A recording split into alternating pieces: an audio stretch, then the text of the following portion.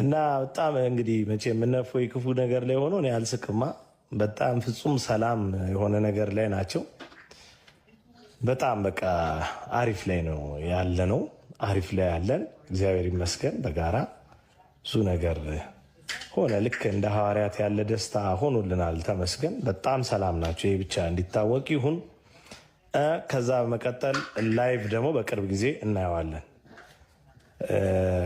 ከሁለት ሳምንት ባልረዘመ ከአንድ ሳምንት በታች ባልሆነ አይነት ጊዜ ውስጥ ወንድማችንን ዳግም በእርሻው መካከል እናገኘዋለን። በሬውም ይጠመዳል፣ መሬቱም ይዘጋጃል፣ እንደ ጉድ ይታረሳል።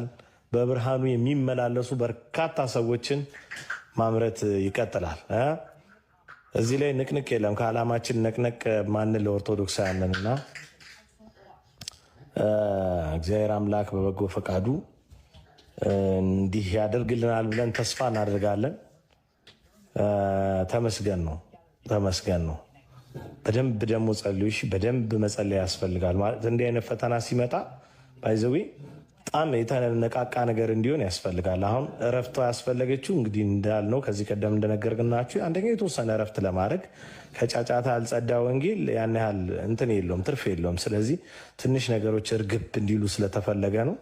ከዛ ግን በወንጌል እሳት ለብሰው በቤተ ክርስቲያን ፍቅር ትንታግ ሆነው ወንድሞቻችን ዳግም ይመለሳሉ፣ በአብርሆት ይመለሳሉ፣ በብርሃን ይመለሳሉ፣ በፍጹም መነሳሳትና ሞራል ይመለሳሉ።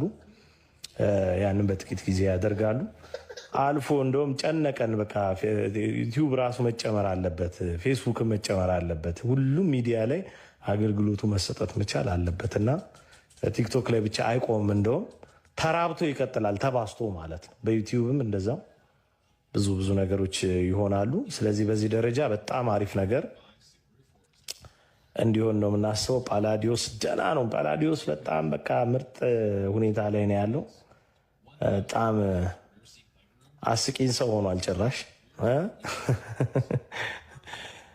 እና በጣም አሪፍ ላይ ነው ብቻ ያለ ነው። ተመስገን። እነሆ በጌታ ደስ ይበላችሁ የተባለውን ቃል ምንም በመከራ መካከል እፎይ የተናገረውን ነው እየሆነ ያለው። ከክርስቶስ ፍቅር ማን ይለየናል የሚለውን ድምፅ ታውቁታላችሁ። እኔ በጆሮዬ ይንቆረቆራል ያ ድምፅ፣ እግዚአብሔር በሚያውቀው። ያንን የቀደሙቱ ብዙ ብለውታል፣ ደስ በሚል ሁኔታም ኖረውታልና ወንድማችን የተናገረውን ማንም ከክርስቶስ ፍቅር እንደማይለየው እኛ አብዝተን በተጠነቀቅና በተጨነቅን ቁጥር እሱ ለሚፈጠረው ነገር ግድ ሳይሰጠው በነገራችሁ ላይ ክርስትናውን ከህይወቱ ጋር ያስታረቀ ሰው እንደሆነ ነው የምነግራችሁ ማለት ነው። በቃ ምንም ነገር ነው ግድ የማይሰጠው ምድራዊ የሆነ ነገር ማለት ነው።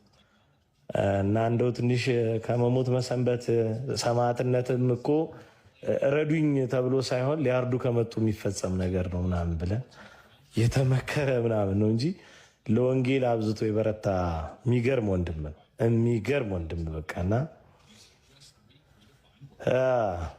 እንደዛ ነው እላችኋለሁ። በተረፈ ምናምን አንተ ምናምን ለአንተ አንተ ስለሆንክ ምናምን አንተ ባትኖር ወይ ምናምን የምትሉ ሰዎች በጣም የመጨረሻ ተንኮለኛና ራስ ወዳድ ስለሆንኩ ነው። በነገራችሁ ላይ ለእነሱ ምናምን አስቤ እኮ አይደለም፣ በረከታቸውን ለመውሰድ በጣም ተንኮለኛ ምቀኛ ምናምን ሰው ሆኜ ነው። ያ እንዳያልፈኝ ነው። ምክንያቱም ሁሌ እላቸዋለሁ እንደ ሐዋርያት ነው የማስባቸው። ለምን እንደሆነ አላውቅም። የሐዋርያትን ተጋድሎ የሆነ በአካል እንዳየሁት እርግጥ ጥቂቱን ገና ቢሆንም